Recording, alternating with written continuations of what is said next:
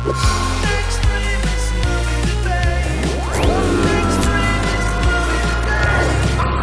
Extremist movie debate. Extremist movie debate. Talk about drunk chat before this. It's the Extremist movie debate. And tonight, we're talking 2016's Kubo getting Jr. and the Two Strings. I'm Joe. I'm Ethan, and one of us is gonna love it, one of us is gonna hate it. Let the coin decide their fate. I hate it. I love it. All right. And this movie currently holds a 97% on Rotten Tomatoes. Ethan, since you hate this movie... Hold on. Hey guys, don't send your weird sisters after us or spoilers. Flawless. This movie currently holds a 97% on Rotten Tomatoes, which This makes is our it best certified episode. fresh. All right, Ethan, since you hate the movie, this first question is for you. Yep. This comes from Blake Howard of Graffiti with Punctuation. He says, Kubo and the Two Strings is a profound piece of poetry and empathy. Not all foes need to be vanquished, some need to be embraced. So the message of empathy is prominent in the film. Do you think it's an important message to push onto the masses? You have 1 minute. Well, yeah, I absolutely think empathy is an important message to push, but I think this movie fails at pushing that when this movie brutally slaughters an entire town of people, 2 women. Isn't there another dude that dies in this movie? A mother and a father both get murdered twice in this movie. Like, yeah, this movie's pretty dark, and it doesn't really have to do at all with empathy until the very last 2 minutes. So, yeah, fuck you if you're going to talk about that. That's what I got to say. Okay, Joe, you have 30 seconds to respond. To build empathy, you have to walk in somebody else's shoes. And to walk in somebody else's shoes, you feel somebody else's suffering. So therefore, the movie needs to have some suffering and some darker, depressing moments to build that empathy.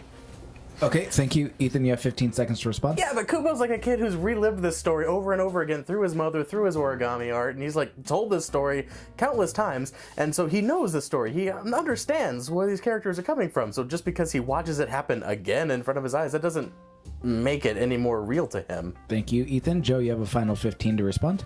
It's the repetition in story, and then he starts to live it. And by empathy is living in somebody else's shoes. Sympathy is sympathizing with them. So he can't just tell the story, and he can't just look at the story. He has to live it, which is what we're seeing in this movie. Okay, thank you. And Joe, this next question is for you. This comes from Jim Shembry of 3aw.com.au. So Australia, our neighbors to the north. He says, man, is it gloomy. Themes of a dead father, vengeful ghost, and eye gouging, all set against foreboding set design, make for yet another piece of children's entertainment that comes across as too deep and too dark and not really all that much fun. So, I mean, do you think it's important to introduce kids to real life subjects in movies instead of just making them purely fun? You have 1 minute. I do think it's important to do that. And I just read a book, and one of the quotes in it was talking about how growing up in a comfortable home and not having to worry about anything it's a good thing, but it does a disservice to the person because they're not able to develop the skills to deal with hard things later in life. Therefore, it makes the suffering even more later in life because they don't have the skill set to actually like take that stuff head on and actually develop, like ingest it and work through it. So I think essentially like exposing this kind of stuff to kids within a very accessible movie like Kubo, I think is a very good thing because it's starting to build those life skills that are very important for adults. Okay, thank you. Ethan, you have 30 seconds to respond. Sure, I'll agree with you that that's a good skill set to have as a child, but I feel like watching a movie is not going to give you that skill set. I'm going to watch an hour-and-a-half movie with Matthew McConaughey making bad jokes that do not land one iota, and that's not going to teach me dick about real life. Okay, thank you. Joe, you have 15 seconds to respond. You're watching this movie as an adult, whereas a child is going to have a much bigger impact on them because things as children have an impact on us. We still remember things as kids. And on top of that, this movie isn't the end all. This movie isn't just empathy, period. This is the start of I'm sorry, learning. Joe, I have to interrupt you there. Ethan, you have 15 seconds to respond. Look, what I remembered most about the Goonies was the octopus getting a tape player shoved into itself, and that turned out to be a deleted scene when I grew up, and that's the most remorse I've ever felt in my life. So to say that a dark movie that has some sort of edgy elements is going to teach you anything about being an adult, as a kid, it doesn't. Okay, we're gonna open up the floor for discussion. You guys have 4 minutes and go. So like, I don't want to argue that it's a good thing to have children learn harsh lessons at a young age, but like, so you're just. This movie is, you know, it's either dark or it's happy, or you're happy that it's just dark. Like, that's the best thing that you think is going for it. No, I don't think it's necessarily just dark. I think there's a lot of like critical thinking that could happen here, and there's a lot of adult themes happening here. And I think kids being exposed to that's not the end all. It's not empathy, period. Like I said, it's not the end all. This is an opening conversation that you can start But with it's your in kid. such a fantastical bullshit world. Like, you have It has to be a accessible movie to based kids. on an unknown Japanese fable, and it's like goes into faraway lands with talking monkeys and samurai beetles and flying witch sisters, and like it's absolutely fucking absurd. There's nothing to ground you in this movie at all. But Like, it's a movie made for kids. It's not made for adults. Adults are supposed to have these skills already. So you have to set it in this fantastical world to make it accessible to kids, so kids can open up that conversation with adults or their parents or whomever they want to open the conversation up with. The only thing like this movie can ground a kid on is like there's a kid that has a beetle and a monkey as parents. Like, it's fucking nuts. Like, you're talking about. That's the thing. What are you gonna do? Are you gonna have this kid's real mom go out and murder this kid's aunts and?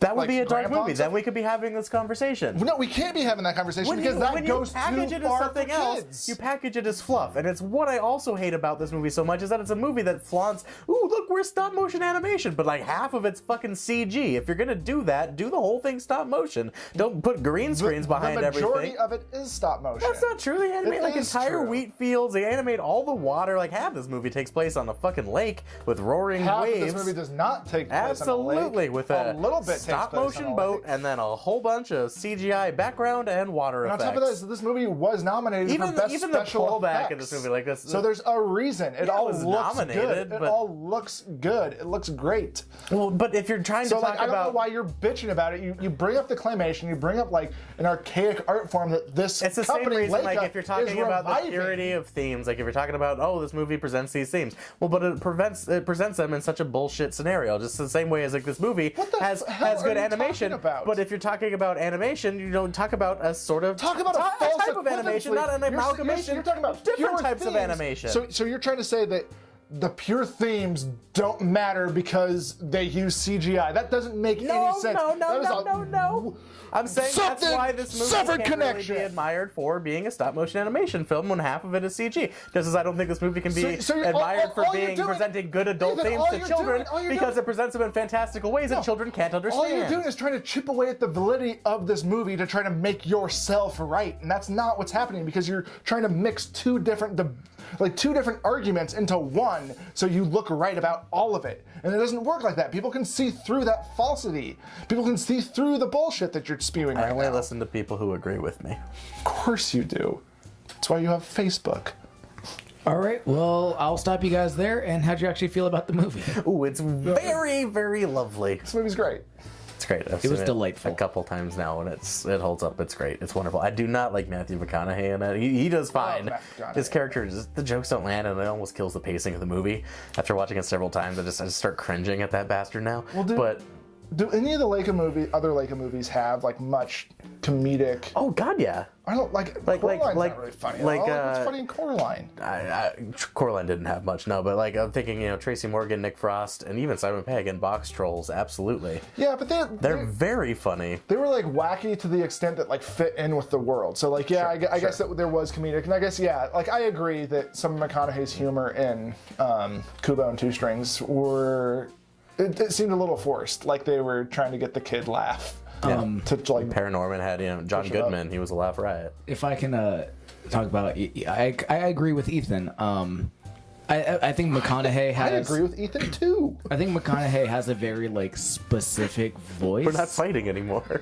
He has like he has a specific voice, and I mean, you're painting this world of like older like Japan or something, and then to hear this southern guy. this southern accent guy be like, all right, now we're gonna go get that sword. And I'm like, how is he here? Like, I wasn't trying to slight Matthew McConaughey, but yeah. No, I know you weren't, but Hell, no. yeah, Well, it's like- he's not much of an accent man, is he? He pretty much just has the same yeah, voice, right? he really didn't like try to I- change his voice. Like I had no I- idea that was Charlize Theron as the No, mom for a didn't long either. time. And Rooney Mara? And she did great. And like, yeah, her and Rooney Mara, like they both they use their voices to project what that character needs to be. Charlize Theron, whether she's the real mom or the monkey mom, is always just, you know, stern and loving and like wants to hug you with her voice. And Rooney Mara is fucking horrifying with her Very voice. cold. Love it. Yeah. And then Goddamn. McConaughey just walks in and is like, all right, give me that script. Right, and I think And you got George Takei in this movie as, you know, the loving grandfather. He's great. Takei, sorry. The dude from Mortal Kombat for 2 seconds, he's pretty good in this. Ray Fiennes as the bad guy. Would have been nice to get a better Asian actor as the bad guy, but still, he's excellent in it. But of course he is. He's basically just playing Voldemort. I'll just stop talking now. Go ahead. No, I agree. I liked it. I'm a sucker for claymation. I'm a sucker for Leica now. I don't think they've made a bad movie. This wasn't claymation. Most of it was. And None of it. stop motion. Stop What- yes. They're wooden dolls. It's definitely not Excuse, I claymation. know, apologies. That's just a generalization I make. That's my fault. But yeah, no, I'm a sucker for stop motion. And yeah, I don't think Leica's made a wrong move at this point. Like, some people shit on Paranorman, but I love that movie. Who shits on Paranorman? Stupid people. Who shits on Paranorman that's seen Paranorman? I've talked to a few people. Really? That movie is just great. Yeah, no, they thought it was like too forced. It was that was the first one after Coraline, though, right? Yeah. Yeah, I think most of these people were expecting more Coraline and less, I don't know, kind of like homage to horror movies, packaged as a kids movie. Like, Paranorman that's why takes- it's so great. Paranorman takes that hard turn where it's like, this is just a whimsical kids movie about a kid running away from ghosts who could see ghosts, and then it turns into, no, these ghosts are being tortured by a kid who was burned at the stake for being a witch, and it's fucking dark. No, and like, And it makes you cry, and like that's what all these movies do, is they do actually present No. these really deep themes to children that are very uncomfortable and hard to talk about yeah, otherwise. they're all dark. And some of them are like maybe a little too dark. Like I know some kids who like can't handle these movies, but like Abe, my son, loves them. Like he likes them, which is, I mean, it's kind of like these are the kind of movies that I want to show him because it could potentially open up a dialogue between us, and we could actually have a conversation about deeper moments in life and actually building up certain skill sets. Like I wasn't just bullshitting. I agree 100% with what you said. Okay, well, what would you guys rate the movie? I'd give it an 8 out of 10. A little bit of thunder. 8, what it lacked in certain aspects, it made up for with amazing animation and a tiny bit of thunder. I really like the cultural aspects of it and the attention to detail that they at least attempted, which is admirable. Yeah, I'll give it 8 and a moderate amount. I've thought about it a lot since we actually watched it last week, and I mean, I really, really enjoyed this movie. So, but yeah, Leica knocks it out of the park every time. All right. It's true. Well, you can go ahead and like and subscribe to our channel, and you can also comment below if you'd like to have us do an episode in the future of a certain movie of your choice. And if you want us to answer a question of a movie that's coming out or that movie that you requested, go ahead and write the question down below in the comments, and Unpaid Intern Jeff will read it on the episode, and we can fight about it. Thank you and good night. I'll agree with Ethan.